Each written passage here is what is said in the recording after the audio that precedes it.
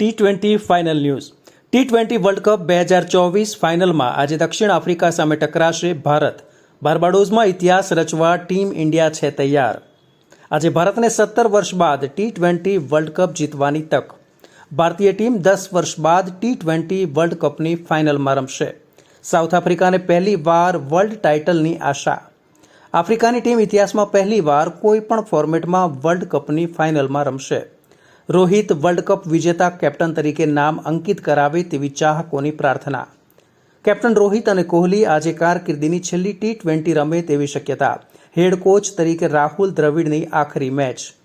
ભારત 3 ફાઇનલમાં જોરદાર વિજય કૂચ સાથે પ્રવેશી અચાનક પાણીમાં બેસી જઈને હાર્યું હતું. આ વખતે સાવધાન રહેવું પડશે.